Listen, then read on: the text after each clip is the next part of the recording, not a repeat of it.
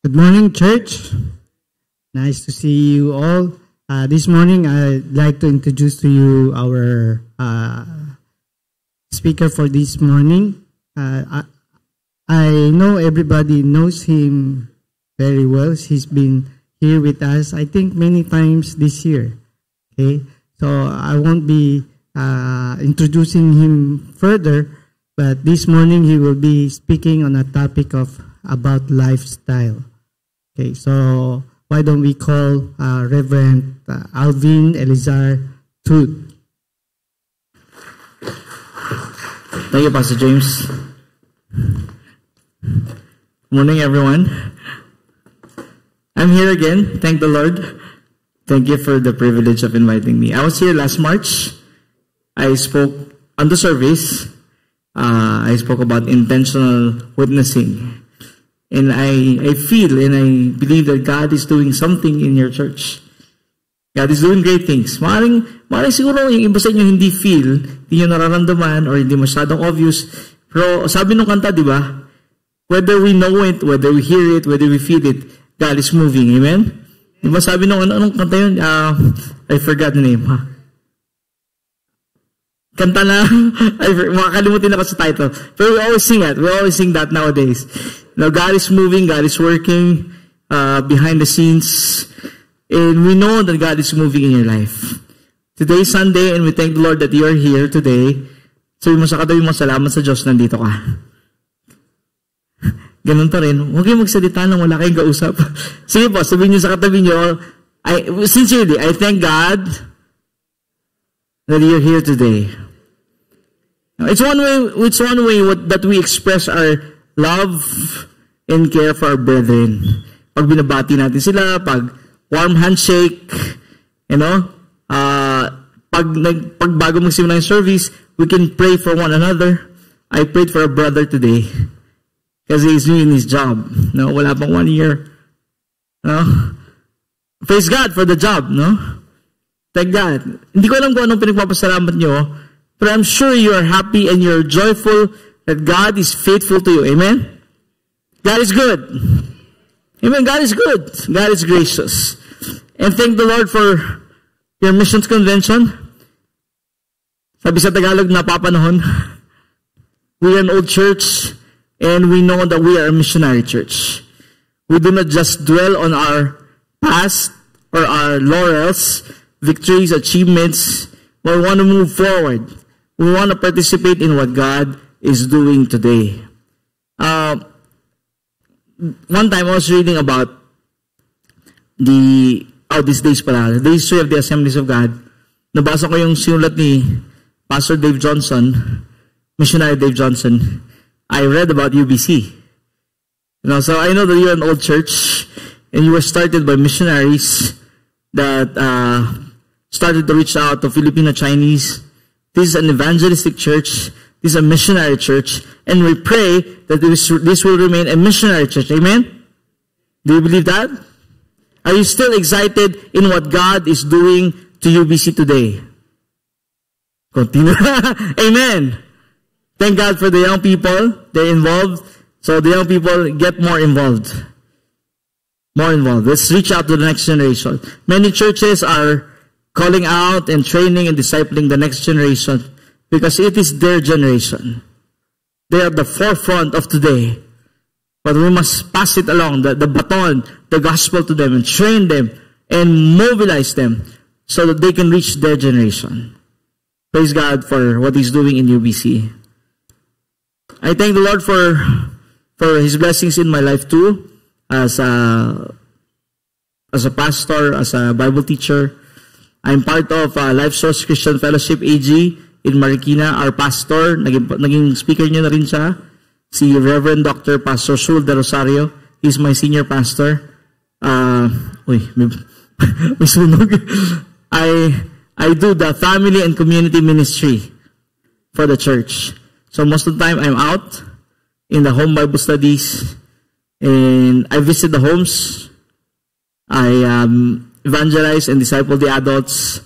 So, yung aking dalawang kasama ay youth and young adults. So, si Pastor Show yung direction. We thank God for our church, kahit mas bata pa kami at bago kami sa Marikina, something good is happening in our church. And I believe something good is happening in our churches these days because God is moving in this generation. Hindi pa tapos si Lord.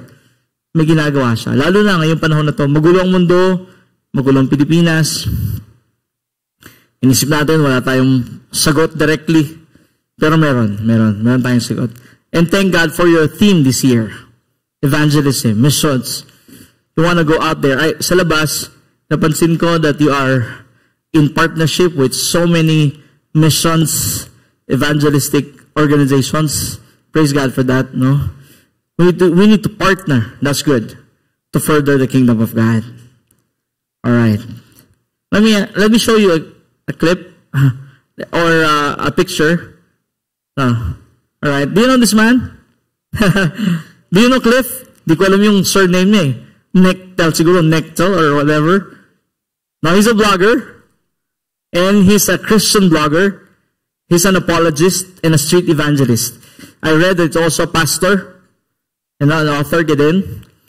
I was watching his videos, how he talks to students, how he evangelizes. Grabe, galing. Passionate, very learned, kahit mga teachers nagtatanong sa kanya. Friendly dialogue. Ang kanyang premise, pag nasa university tayo, dapat free discussion. You know, dapat hindi nyo siya shutdown yung mga Kristiyano. Kasi sa Amerika, shutdown yung mga Christian. Oh, bigot kayo, lagi kayong preach. Sabi niya, hindi, mag-dialogue tayo. So maraming tatanong sa kanya. I like his style. I like how he presented Jesus. He defends the gospel. Sino sa inyo nakapanood na sa kanya? Nasa YouTube yan. No, it's good to watch him because we can learn. I watch him because I want to learn. Sana all, kagaya ni Cliff, magaling sa apologetics, no? Pero yung tanong natin, are all Christians called to be an apologist? An evangelist like Cliff? Or are all Christians called to be witnesses? There's a difference, no? Apostle, prophet, evangelist, pastor, teacher. These are special callings of the Lord. Some are called to be evangelists. I pray, part of my ministry as a pastor is also an evangelist. That when I speak to non-Christians, minsan nga sabi ng asawa ko, mas effective daw ako sa non-Christian. Kaysa sa loob ng pag nag-preach. Minsan pansin ko, nag-respond yung non-Christians. Nakukonek ko sila. Pray ko, evangelistic gifting. Pero hindi tayo tinawag lahat na evangelist, but we're all called to be witnesses. Amen? We're all called to be witnesses. Specialized yung evangelistic, but we are all called to evangelize and witness for Jesus, no? Let me share to you some emphasis of Christian groups. Yeah. Emphasis of various Christian traditions on evangelism. First of all, Catholics, Protestants, and other mainline denominations. Ang kanilang focus sa evangelism ay social action. No? Social action. Social justice. Compassion ministries. Halfway house. Rehabilitation centers. Orphanages. Pag may problema sa Senate, dapat nakikialam tayo. Pag may bill na problematic like LGBT, no, same-sex marriage, dapat pag may problema sa katarungan sa Malacanang, dapat nasa streets tayo. Sila yon, social action. They go there, just like the prophet Micah. Dapat ginagawa natin. Kung may injustice, dapat nandun yung prophet. So sabi nila, prophetic voice of the church. They participate. Yung pangalawa, evangelicals. Mostly Baptists and other evangelical churches. They emphasize on preaching and teaching, just like the early days of Bill Graham. Gospel, crusades, open-air meetings, soul winning. Hallelujah! Madami naligtas dyan. Yung parents ko, naligtas sila nung dumating yung mga Americans, USAG missionaries, noong 1950s. Yung mga magulang ko sa mother's side, saka mga uncle ko, sa Luneta. Kung nabalitaan nyo na yun, the Great American Crusades, Pentecostal Crusades. Tapos, marami sa kanila naging church planters din. No, number 3, ito tayo, Pentecostals and Charismatics. Of course, we emphasize the teaching and preaching of the gospel, crusades din, evangelism, pero meron tayong plus. Sabi ng isang teacher ko, ang tawag doon sa Pentecostals ay Evangelicals Plus. Anong plus natin? We pray for the sick. No? Amen? We pray for the sick. Ano pa? We pray for miracles to happen by the power of God. We pray for deliverance. Hallelujah. We acknowledge na merong therapy and psychology, but we also believe in demon possession. And that Jesus can free people from demon possession and oppression. Amen? So we emphasize the power of God. That's Pentecostals. Amen? Are you a Pentecostal? Amen. So, Evangelicals plus daw tayo. Hindi tayo naniniwala na tumigil na yung gifts. No? So, maganda, no? Maganda naman lahat ito. At iba-ibang emphasis ng iba't ibang church tradition. I pray that as a Pentecostal church, UBC will always be Pentecostal. Amen? Pentecostal not only by name. Amen? And not only by theology, kasi pwede yun eh. But by practice. Hallelujah. By praxis. Ibig sabihin, sa UBC, meron pang gumagaling. Amen. May nakaka-experience ng himala. Amen. Mayroong lumalaya mula sa gapos ng diablo. Or addictions. Hallelujah. Because God is here. The presence of God. Kakakanta lang natin. You are holy. Holy forever. God is holy. His presence comes when the people worships Him. Hallelujah. And in His presence, people get healed. People get saved. Hallelujah. Di naman nagsisave yung tao, yung nagpipreach. But rather, yung kapangyarihan ng Diyos. Let me ask this. What do you think is the best method to evangelize people? Alin sa tatlong yun? Hello? Huwag niyo akong sagutin. Alam niyo yung sagot eh. Minsan, pinipili natin, sabi ng mga Katoliko, hindi, kami yung best. Nandun kami in the field. Tumutulong kami sa mahirap. Sabi ng Evangelicals, hindi kami, the Word. Hallelujah. They're good in homiletics. They're good in exposition. Sabi ng Pentecostals, hindi, kami, power of God. The power of God. Ano nga ba talaga? But let me ask you, which one is Jesus' style? My title today is a lifestyle of witnessing words, works, and wonders. Let's all stand, the reading of the Word of God. Matthew chapter 4, verse 23 to 25. Alright. Sige po. Tingnan niyo yung Bible niyo, click niyo, kung may Bible kayo. Kung wala naman, meron tayo sa screen. Matthew 4, 23 to 25. Let's read. Jesus went out throughout Galilee, teaching in their synagogues, proclaiming the good news of the kingdom, and healing every disease and sickness among the people. News about him spread all over Syria, and people brought to him all who were ill with various diseases, those suffering severe pain, the demon-possessed, those having seizures, and the paralyzed, and he healed them. Large crowds from Galilee, the Decapolis, Jerusalem, Judea, and the region across the Jordan followed him. Let's pray. Let's pray. Jesus, dear Lord, we want to do what you have done, and we want to follow your example. Hindi lang yung tradisyon ng tao or experiences ng church mo, although maganda throughout history, but we want to go back to you because you're our ultimate model, Lord. And you fully obeyed the Father. That's why you are very, very effective to all groups of people, to bring them to God, to reconcile them to God. Of course, the ultimate thing that you did is you died on the cross. You gave your life as a sacrifice so that people can be redeemed and reconciled to the Father. Thank you for your love. Speak to us today, dear Lord. Lord, we have this heart and passion. Pero kung minsan natatakot kami, nahiya kami, may mga comfort zones kami to go out and witness.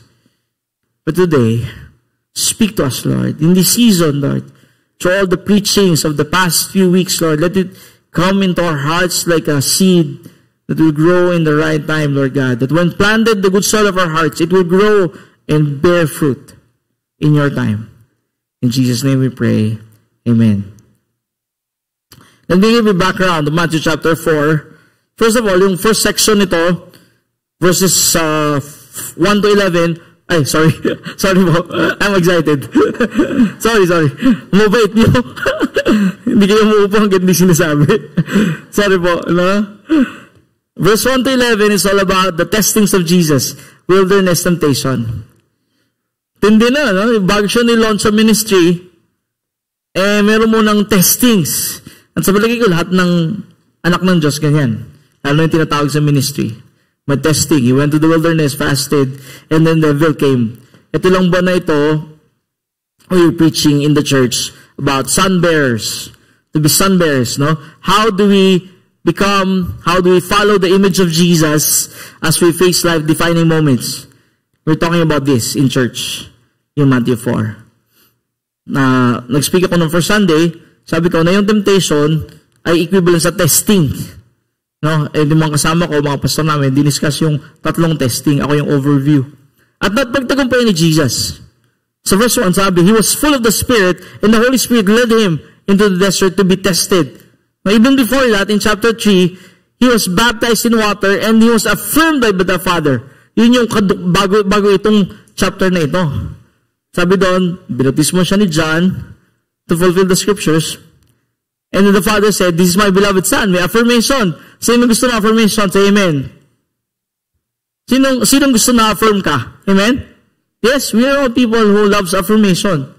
Baka yung iba, lalo na, love language yan. Si Jesus, in-affirm siya ng Father. So, walang duda, anak ng Diyos. Pangalawa, bumaba ang Holy Spirit in the form of a dove. Hindi ko maintindihan kung bakit ang mga, yung oneness people, nagsasabi na si Jesus lang. No, they don't affirm the Trinity. But that verse says so many things. The Father affirms the Son. The Son begins His ministry, and the Holy Spirit comes down. Now, tapos chapter 4, yun nga, He was tempted and He won. Hallelujah. Amen. He won the testing. By the way, testing is not sin. Failing the test is the sin. Failing temptation is the sin. But testing, it happens to all of us. Sabi ni Paul, yung testing nangyayari sa lahat yung temptations. I pray that the Lord will give us strength to overcome temptations. Second part, He started His public ministry, verse 12 to 17. Ito na, nangaral na siya in fulfillment of the prophecy. And then, He called the first 4 disciples. Hallelujah! Gusto ko ito, madami kong best ko na na-preach yan eh. Yung 18 to 22, calling of Andrew, Peter, James and John. Ang ganda nito, pag binasa niyo yung buong chapter, makikita niyo paano nagsimula si Jesus at paano niya pinili ang kanyang mga alagad. Simple, naglalakad sa beachside. Then, boom, He suddenly called them. First to Himself, then for the ministry. Again, babalik tayo. It's a calling first to Jesus before witnessing. Amen? It's a calling to Him. Sabi niya, come, follow me. Okay ka na ba doon? Did you follow Jesus? Amen? Did you follow Jesus? Already? Baka meron pa hindi. Alam niyo bang pwede kayong umattend sa church pero hindi pa sumusunod kay Jesus? Kung ikaw yun, huwag mong tapusin ang araw na ito. Ibigay mo na yung life mo kay Jesus. So yun, follow me. Sabi niya, and I will make you fishers of men. Amen? Dalawa yun, lagi two-face. Laging ganun isip natin. Ganun yung tinawag si Peter, si Andrew, tapos si James. Tapos ang tindi ng response. Tignan niyo yung book of Mark, sabi, immediately, they followed, lalo na si John tsaka si James. Bakit? Kasi si Andrew tsaka si Peter, wala dun tatay nila, hindi ko alam kung may tatay pa sila. Si James, si John, may tatay. Iniwan nila.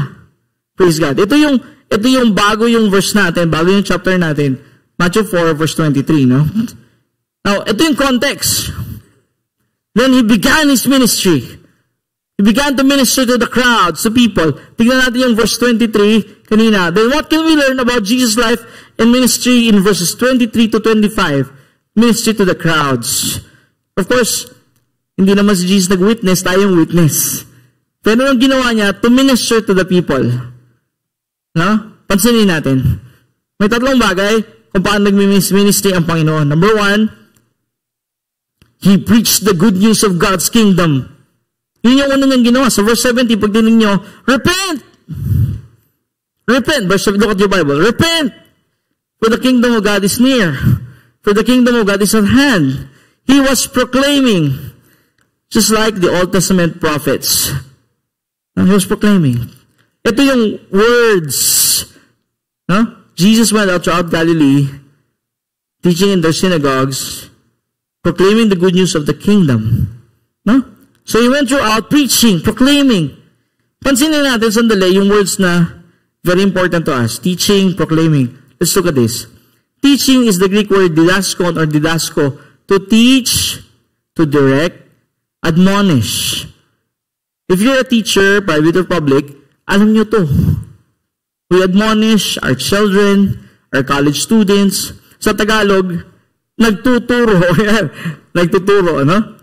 So, yun yung synonyms na, didaskon. Kaya nga, didactic. No? Yun, nagtuturo. So, tinuturo niya kung paano makilala ang Diyos, paano sumunod sa Diyos, paano mamuhay para sa Diyos. Yun ang kanyang pinaproclaim. No? Yung kanyang sinasabi all throughout the places that he went to. Proclaiming. Number 2, second word is proclaiming. Keriso. No?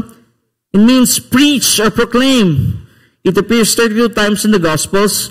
Ang synonym niya ay preaching, announcing, ipinangangaral sa Tagalog. Siguro ito, medyo, sabi ng iba, ang pagkakaiba doon, preaching and teaching is teaching out loud. No, I don't believe that. No? Kasi pwede rin mag-teach ng loud. No? So, yung isa admonishing, ito proclaiming. No? Maybe declarative. Sinasabi. Pinaproclaim, hey, repent! Come back to God! We are all sinners, but God has forgiven us. Kaya ang evangelist talagang nagpipreach, no? Yun ang sinasabi niya, the good news that God has started His reign in the lives of the people. He taught the people and preached to them about God's rule and reign in their lives in the synagogues and other places. Pag tinignan yung gospel, ang ganda. Si Jesus hindi lang sa synagogue nangangaral, kundi kung saan nandun ang mga tao. Sa marketplace, sa lakeside, sa field. Nagutom pa nga sila, far away, di ba? 3 days, sabi, nagutom, kaya siya feeding of the 5,000. Hallelujah! Do you know, it's so good to study your New Testament, your Gospels? If you want to be an effective Christian, you read your Bible. You read your New Testament. You can learn about what Jesus did.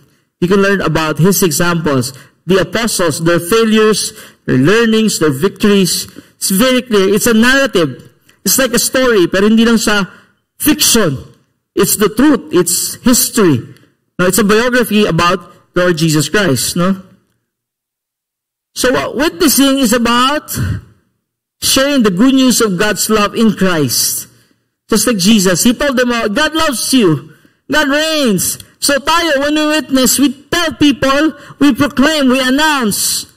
Sinasabi, tinuturo, pinapangaral natin ang salita ng Diyos. Hashtag, sharing is caring.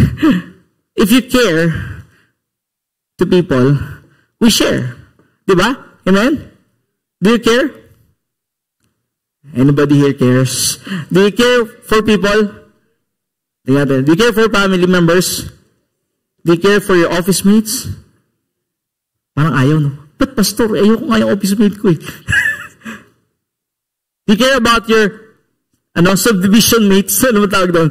Fellow homeowners sa community? Amen. Ano sinashare natin? Hindi lang YouTube na nakakatawa. Hindi lang funny videos, kundi the gospel, the good news. God reigns. God loves you. Our lives can be changed. No?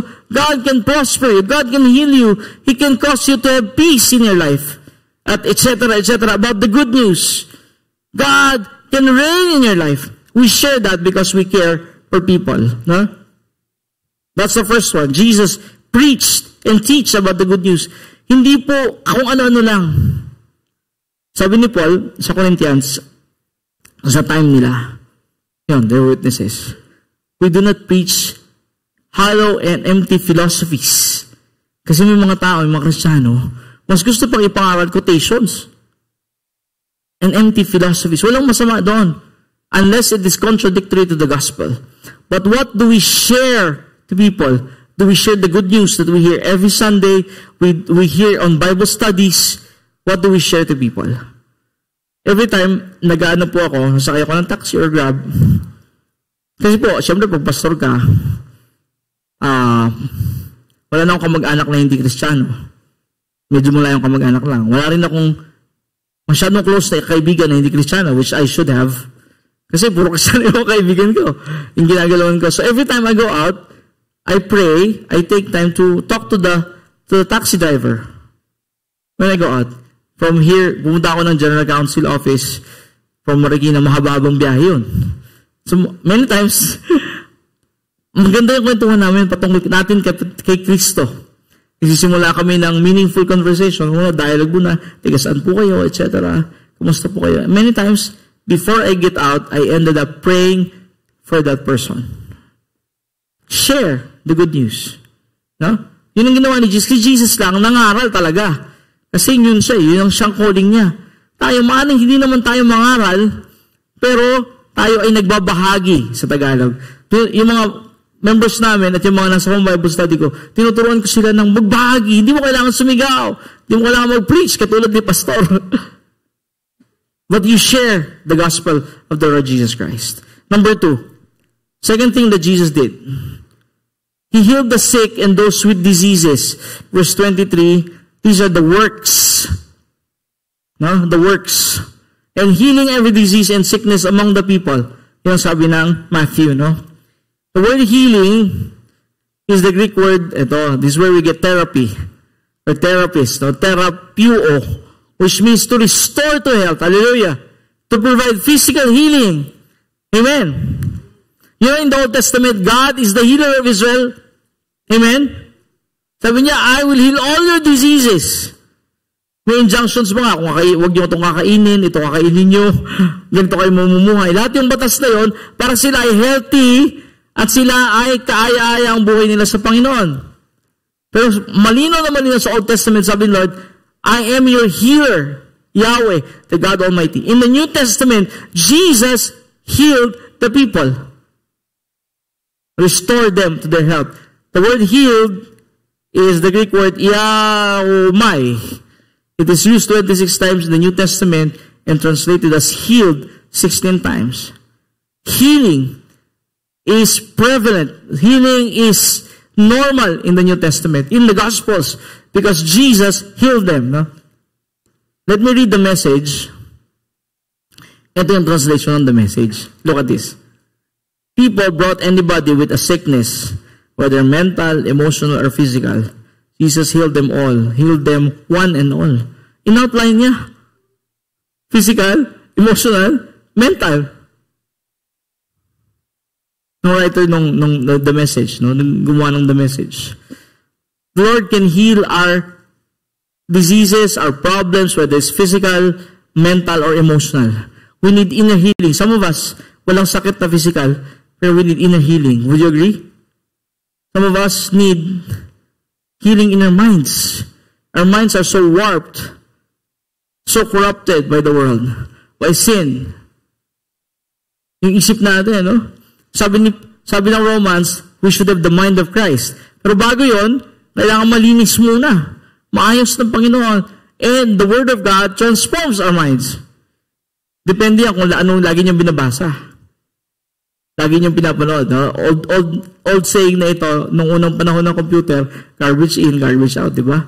Program. Ganun din. What you feed your mind becomes your lifestyle. What you put in your mind becomes what you believe in. Kaya pagkausap ni Cliff yung mga estudyante, merong isang estudyante, galit na galit. Yung ko nakita niyo, isang lalaki, nasa street sila, galit na galit. Mga Kristiyano daw ay enemies of the people. Ikaw, kapitalista ka. Sabi ni Cliff, no, I'm not a capitalist. Then you're a socialist. No, I'm not socialist. Then you're a communist. No, I'm not communist. I-insist niya na ang tao ay ganito because of the structures of the world. Sabi niya, no, I can live with whatever structure.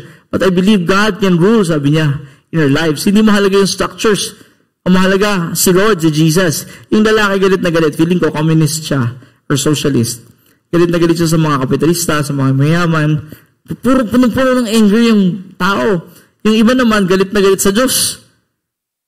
Ganyan ang tao sa mundo. Sinasabi na, everything's relative. Don't insist your Christianity on me. Sabi ni Cliff, hindi ko ni-insist. Sinishare ko sa'yo. Yung attitude natin, dapat gano'n, no? Sabi ng mga tao, everything's relative. Paniniwala ko to eh. Huwag mo kong pilitin. Kapatid, hindi kita pinipilit. Sinishare ko lang sa'yo. Pwede ba yan? Pwede bang sharing? Pwedeng dialogue? But the question is, what do you share? Yun siguro. Kung sinishare natin, yung sarili lang natin, mas mahirap yun. Share the Word of God. Share the gospel. Share the stories in the Bible. Stories of love, of victory, even of failures, and hope in failures. Amen. Ang daming stories ng healing sa New Testament. One time, as a teacher, way back, public college, kwentuhan ng mga teacher, kainan. Napunta yung topic kung sa kagalingan. Instead na mag-share ako ng direkta na si Lord nagpapagaling, sabi ko, Ma'am, Sir, alam niyo may nabasa akong kwento. And I share the story of blind Bartimaeus. Ganda niyan, Sir. Saan ba yan? Sa Gospel, sa New Testament, nababasa yan. I share the story as I'm telling kids the story, storytelling. I'm not making it up, but I'm sharing it through a storytelling. Then I tell them about the truth later on when they ask. Hindi saying, Bible, hindi siya shut down agad. You tell the truths, you tell the stories, the narratives of the Bible. Then you tell them it is true because God is real and God is true. And He will back up His word. Kasi natin ito. Si Jesus, He had compassion on people and ministered to their felt needs holistically, physical, emotional, and mental. Si Jesus hindi lang sa spiritual concerned pati yung felt needs. Kasi ang alam ng tao, yung felt needs. Ang concern ng mga tao, yung felt needs nila, yung tiyan nila, yung problema nila, yung relationships nila, yung bukas nila, yung pag-aaral sa mga estudyante. He has associated also with and forgiven sinners, touched the lepers, and fed the hungry. Dami pang iba actually. Di ba? Lahat yun, he touched the lepers. Sabi naman pala siya, wag! Sabi naman pala siya, sinners. Si Jesus, anong paratang sa kanya mga kapatid? Friend of sinners. Together with the drunkards. Yun ang paratang sa kanya. Ng mga religious establishment. Where do you want to identify? With the Lord or with the religious establishments? Minsan kahit tayong mga church groups, denominations, minsan nagiging religious establishments. Because we become more judgmental rather than relating to people. I'm not saying compromise, but do you relate with your friends? Si Jesus na-identify lagi na friend of sinners and associating with tax collectors and the sinners. He fed the hungry. 5,000. 5 loaves, 2 fish. At marami pang iba. Matindi siya. He ministered to the whole person. He preached about peace. He said to his disciples, peace be with you. Dun sa grieving woman, niraise niya yung anak, ngumanap na na walang sinasabi. Nung namatay si Lazaro, umiyak din siya. One time, nagsiselebrate siya, masaya din sila. No? Sabi, they sang a hymn. He was joyful. He was rejoicing with the Father.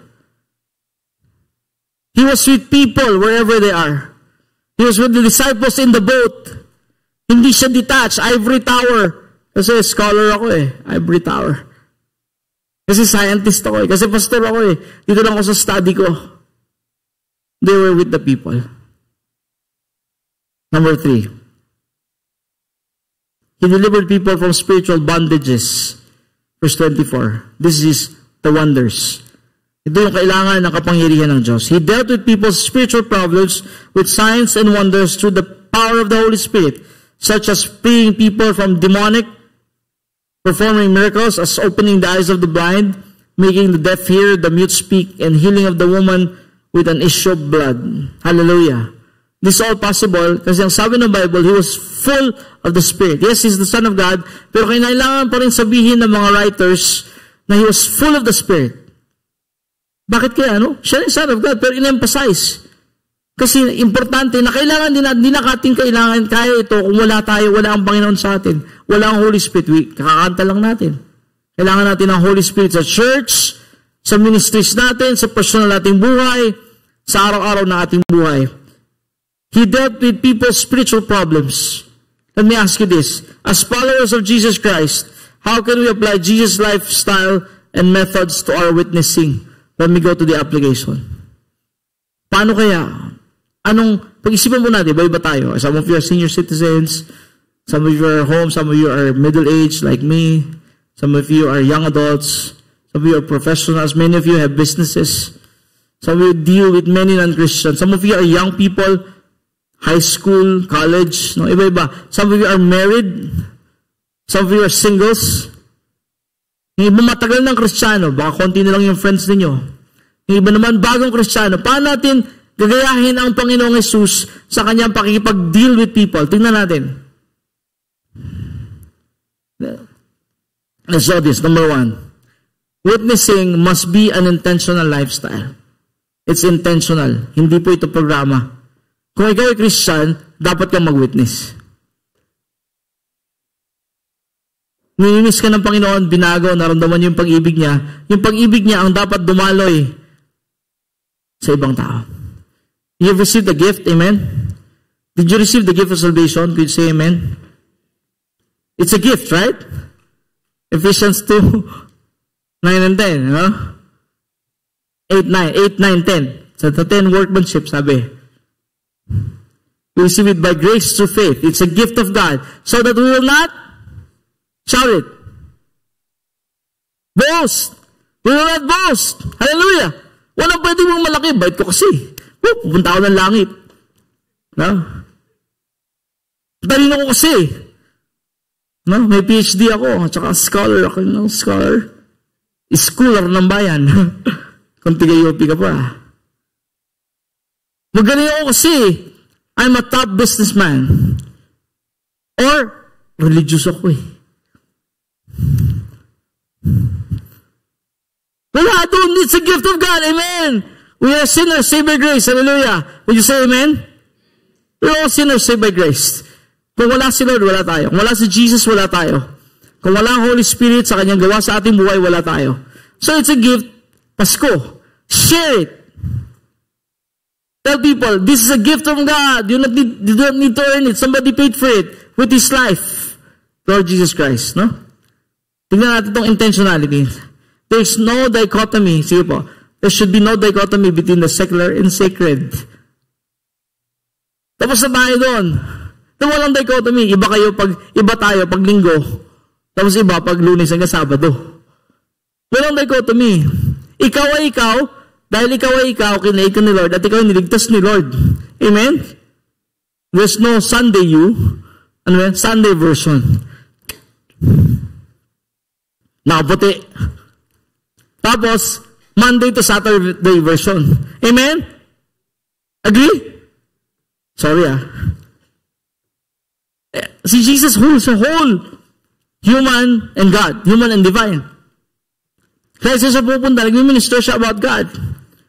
Witnessing is a lifestyle. It should be, we are whole. Walang Sundays versus weekdays. Intentional. Kaya nga lifestyle eh. Hindi po siya programa. Hindi rin siya pinapagawa sa atin. Sige po, next verse. Ito yung purpose ni Jesus. Luke 4:43. But he replied, I must preach the good news of the kingdom of God in other towns too, because that is why I was sent. Yun yung purpose. Of course, the ultimate purpose is to die for our sins, to reconcile us to God. But dito, bago pa siya mamatay, yun yung purpose niya. To tell the people about God. Hallelujah! John 14:6, ang sabi niya, di lang pala to tell people about God, but to say to people, I am the way, truth, and life. What is your purpose as a Christian? Bakit tayo nandito? Bakit tayo niligtas ng Panginoon? Para sa lilinin? 2 Corinthians 5:14. For Christ's love compels us, because we are convinced that one died for all, and therefore all died. May nagtanong dun sa tao natin ganyan, si Cliff. Sabi niya, bakit ka nangangaral? Pero mga Christian, lagi kinangangaral sa streets. Yung ibang religion, wala naman. Sabi niya, wala naman Muslim. Walang ito. Sabi niya, hindi ka ba nakadilig ng Muslim nangangaral? Meron din. Ba't kayo na dito? Kasi I love you. Sabi yung apologist, I love you. Because God created you in His image. And you are special. And I care for you. Sabi niya, paano kung nag-seizure ka at nandito ka, mangingisay? Kung wala akong pakialam, hindi ako tatawag ng 911. Well, bakit yung mangisay ka dyan? But because you are precious and you are a human being, I care for you. I will call 911 and see to it that you have an attending to get medical attention. Ganon din. Kaya namin sinasabi ang patungkol sa pag-ibig ng Diyos kasi mahal namin kayo. Why do you share Jesus? What's the bottom line? Para maging sikat tayo? Hindi. Kasi mahal natin ang mga tao. Mahal niyo ba ang mga tao? Parang konti lang. Kahit sila Filipino-Chinese kapwa natin or Filipino-Filipino, what? Do you love people? How about the poor? The oppressed? Did you experience the love of God? If yes, lalo na kung kamag-anak ninyo, imagine po ninyo kamag-anak ninyo ay pag namatay, ay mapapawalay sa Panginoon. Sabi ng Biblia. That's the reason why we share, because God loves us and we love people enough to share. Ito, are you convinced that Jesus died for all and therefore all died? This is what Paul is preaching. He was convinced. Are you convinced? As followers of Jesus, witnessing for the Master should be a lifestyle, not a program or activity or church requirement. Praise God for activities and programs. But that is a supplement to our lifestyle of witnessing. Hallelujah. Amen? The best place to share is this. Our oikos, or household. Or your circle of influence. Ano yun? Ayan. Family. Kung ikaw estudyante, school. Kasi Monday to Friday, nandun ka. Dami mong friends, dami mong barkada. Ano ka pa? Internet savvy ka pa. Kaya mga kabataan, what do you share to your other classmates? What do you share to them? What do you tell them? Do you even tell them about the love of God? Ano pa? Workplace. Katabi mo, cubicle. Nagpatugtog ng Christian news. Uy, Christian ka pala? Oh, di ko alam eh. Ilang taon na ba tayo magkasama? 5 years. 5 taon na kayo magkasama, hindi nyo alam pareho na Christian kayo. Pero yung nag-influence ng LGBT community, ang bilis na lang kumalat. Konting language lang. Alam mo yun, gay linggo pa lang, nagkaalaman, ay gay pala tayo. Alam nyo ba yun, may language sila? Nagkaalaman, nag-share na sila. Yung Christian, 5 taon na magkakilala, kakaya eh. Minsan ganun, totoo yun. Senaryo. Nagkaalaman lang kasi nag-pray habang kumakain.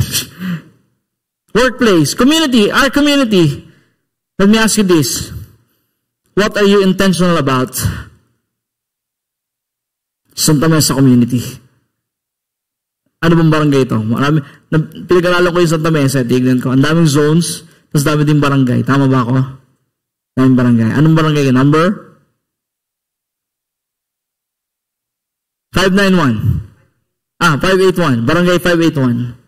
How about your barangay? Napakalaki ng Maynila eh. Number 3. Number 2. Witnessing must be an integrated lifestyle. Let me share this. We must witness in our words. This is preaching and proclamation, but also with works, presence, compassion, which is social action, and wonders through healings, miracles, and deliverances. So integrated. Hindi walay. Hindi lang wonder, hindi lang works, hindi lang words. Magkakasama. Kasi lahat ng yun ginawa ni Jesus. Let me quote a quotation from Dr. Mel Bamagay. The mission to which Jesus calls us has been framed in terms of the relationship of evangelism and social action, or the need for both proclamation and presence. Both proclamation and presence. Many people stop at proclaiming, pero wala namang presence. Words lang. Minsan nagagalit yung mga tao kasi magaling tayo magsalita, pero hindi naman tayo nagmamahal. Again, yung example ko dun sa video, yung isang mama, galit na galit sa Christian. Kayo, daldal kayo ng daldal. Anong ginagawa niyo sa mahirap?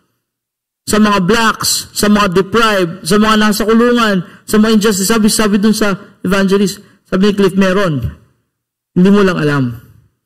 Around the world, we participate where people are hurting, so may compassion, proclamation, presence. Let me quote again. This Lausanne Covenant 1974. As the Lausanne Covenant of 1970 puts it, we affirm that evangelism and socio-political movement are both part of our Christian duty. However, the covenant maintains that since evangelism is eternal, its consequences, it has priority over social involvement. Kaya ako ito binabanggit kasi minsan your church, dun lang sa spiritual. Ayaw natin mag-involve sa usapin ng justice. Are you aware that human trafficking is so rampant in the Philippines? Are you aware that child pornography and child sexual abuse is so rampant in the Philippines? Are you aware that, of course, alam niyo yung corruption, etc.? Christian nation, katulad ng prayer ng kapatid natin. Pero bakit nanatili sa 8% evangelical? 10%. May tanong ako sa isang pastor, mas matanda sa akin, pastor. Sabi ko, bakit parang wala tayong dent? Hindi lang Pentecostals, even the whole evangelical community. Bakit hindi nagbabago ang Pilipinas?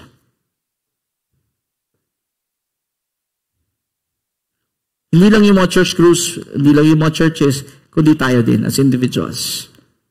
Bakit walang dent sa transformation ng lipunan? Concern tayo sa spiritual, pupunta akong langit, okay na yun. Paano yung kapitbahay mo? Paano yung katabi mo? Tuloy natin. So let me ask you this. Santa Mesa District for Jesus? What are you gonna do about it? What are you gonna do about it?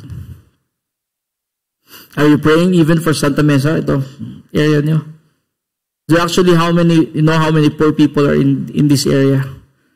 Sa nabasa ko, there are about 111,000 2020 statistics ng Santa Mesa.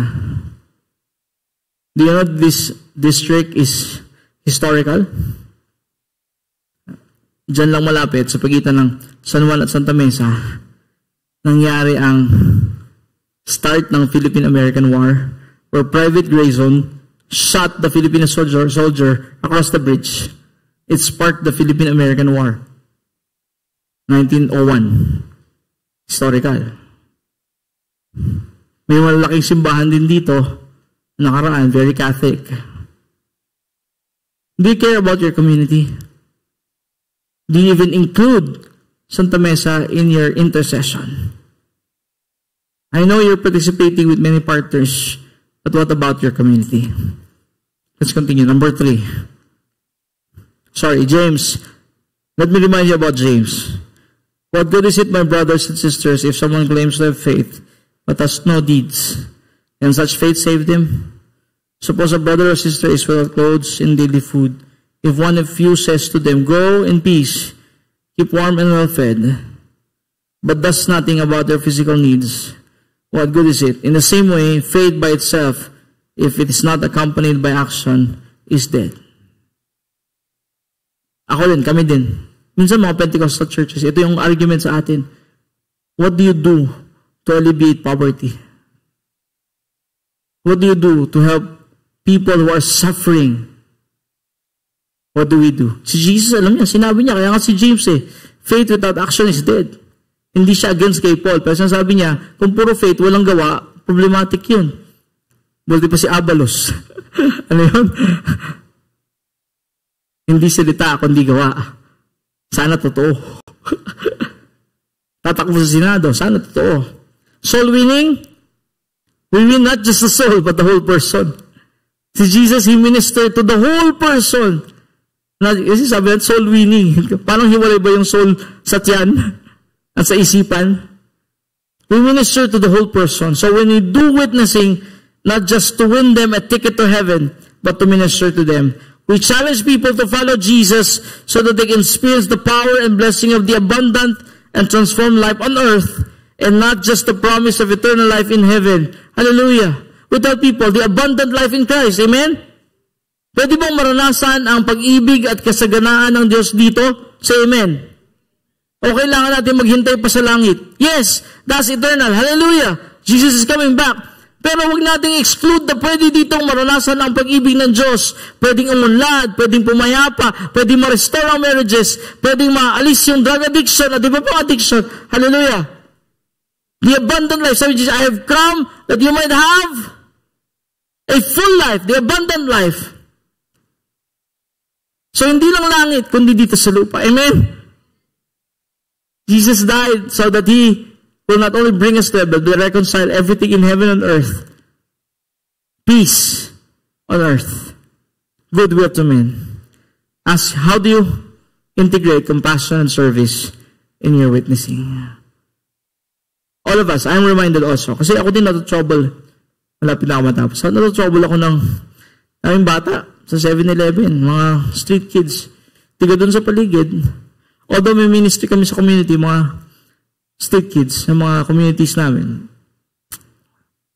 Pero ako, Lord, abang pwede namin. May mga tao, every week, meron ako suki sa aming gate. Ding, ding. Pinupunta ako sa hadya. Pastor! Nagbibigay naman ako, konti-konti. Bibigay ko ng pagkain, minsan pera. Regular customers. Pero Panginoon, ano mo gagawin ko dito? Minsan, napapagod din yung tao ka naman eh. At minsan, walang maibigay. Dudukot ako sa alkansya. Pero paano ba talaga? Holistically. Baka ito, kailangan natin as a church. Kailangan natin pagtulungan. Of course, yung abot ng ating mga kaya bilang isang iglesia ng Panginoon. Amen? I'm not saying you become like World Vision or anything else. Just be yourself. Do it kung anong pinagagawa ng Panginoon. I heard meron kayong connection with the barangay nowadays. Diba? Nagpunta rito, no? Hallelujah. Worship night. Punta yung barangay. Baka pagkakataon, God is bringing people. Amen. So what do you do about it? Number 3. Witnessing must be an empowered lifestyle. Luke 4:1, let's read it. Jesus, full of the Holy Spirit, left Jordan and was led by the Spirit into the wilderness. Acts 2:4, this is about the disciples. All of them were filled with the Holy Spirit and began to speak in other tongues as the Spirit enabled them. Ephesians 5:18, be filled with the Spirit. Hindi natin kaya pag tayo lang. So pangatlo, kailangan natin si Lord. Kailangan natin Holy Spirit. Are you asking Him? Minsan kaya hindi natin magawa kasi wala tayong lakas. Ako din, napapagod. Minsan naiinis. Ano ba naman ito? Paulit-ulit. Kung wala si Lord, mawawalan tayo ng compassion. Kung wala si Lord, mawawalan tayo ng kapangyarihan. Hindi tayo makapag-pray. Pag may sinabi, Pastor, pakipag-pray mo nga ito. Sister, pakipag-pray mo nga ako. Tayo makapag-pray. Kung mag-pray tayo, payat yung prayer natin. Kasi nga, walang kapangyarihan ng Panginoon. The word be filled with the Spirit is this.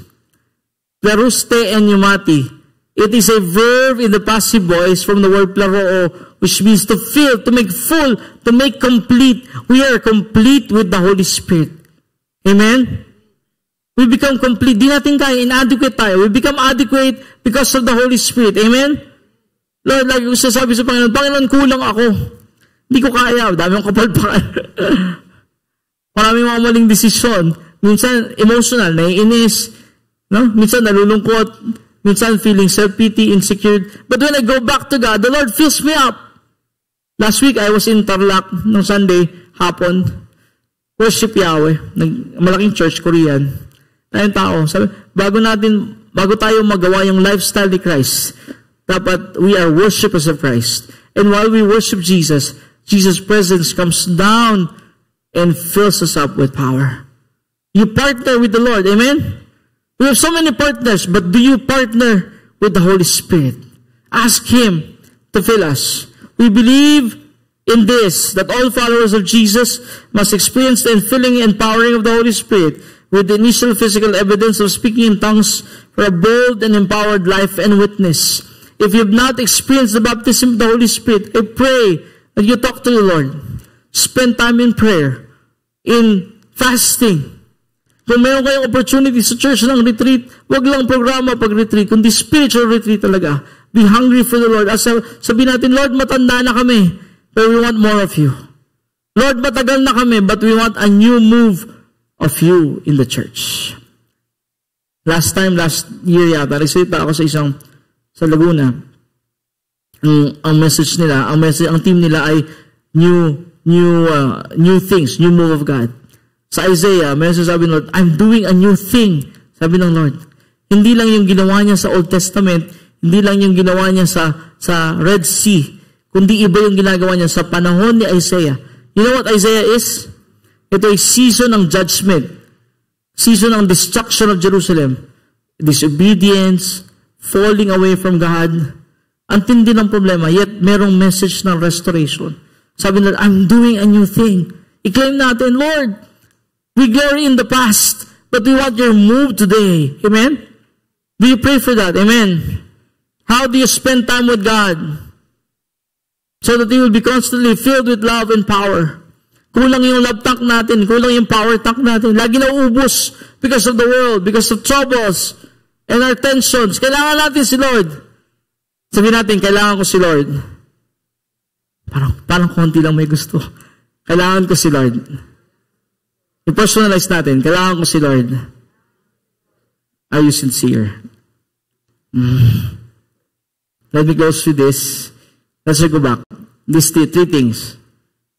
Jesus shared the good news by proclamation, by His presence, which is compassion and acts of service, and He was filled with power, the anointing of the Holy Spirit. Kailangan natin tatlong to. Kasi tayong tao, tayong disciple, di naman tayo hiwa-hiwalay. We are whole. We need to say the gospel. We need to share the gospel. But we need to also work with our hands, with humility. Sabi nga get down on the dirt. Bumuhat, tumulong. Yung mga estudyante ng aking school, libre sila halos, malit yung tuition nila. Hindi ito Bethel. This is Whitestone Bible College in Tarlac. Ang ginagawa ng mga estudyante para ma-fill in yung kanilang requirement, nag-church planting sila sa ibang probinsya, pero sila din ang tagapagtayo ng simbahan. The building. Mga lalaki, nagmamason, nagkakarpintero. Sa pag-graduate nila, marunong sila yung mga babae, ang tiga-prepare ng pagkain, tiga-serve. They were there. Sabi ko sa kanila, alam nyo, medyo mahirap. Hindi kayo full-time Bible school student. Pero nyo, mag-benefit kayo niya in the future. Kasi, hard labor.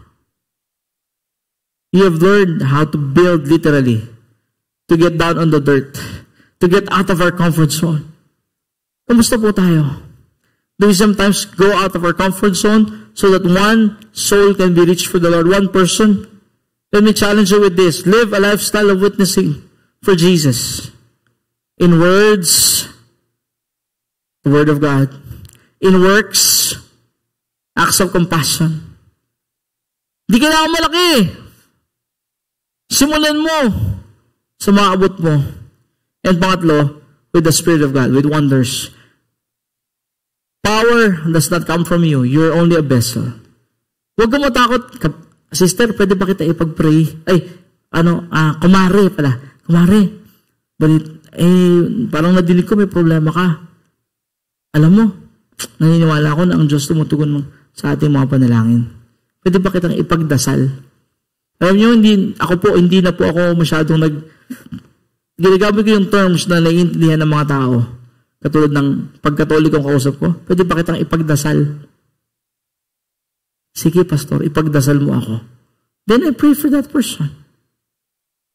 Yung mga naiintindihan nila. And then minister to them with love and believing that the Lord will answer your prayers and minister to them by the power of the Holy Spirit. Jesus came with truth and grace. Hallelujah. He came so that the captives will be set free, so that people will receive the gospel, will turn to God. John 1:14.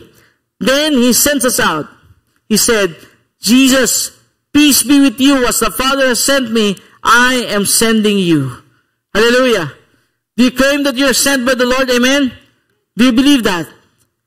So, kaya siya dumating para isend tayo. Yung disciples first, later on tayong lahat na sinasabi nating Kristiyano. Secondly, He sends us out to minister to the whole person.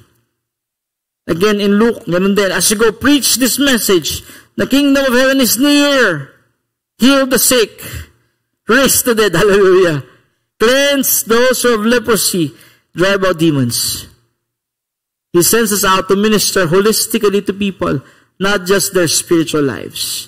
Kung ano yung felt need, abutin natin sa ngalan ng Panginoon. Number 3, He sends us out compelled by love. Love compels us. Romans 5:5. And hope does not put us to shame, because God's love has been poured out in our lives, in our hearts, through the Holy Spirit has been given to us. God's love has been poured out in your heart.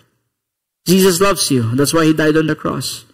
God loves us unconditionally so that we'll be reconciled to God and so that we can experience the love of God and so that in time we'll have heaven together with the Father. Amen? Jesus loves us. No matter what we did, He has forgiven us. Let me ask you this question in closing. Have you really experienced God's love? Ikaw na tiga UBC. Tayo nandito. How is your life as a witness for Jesus?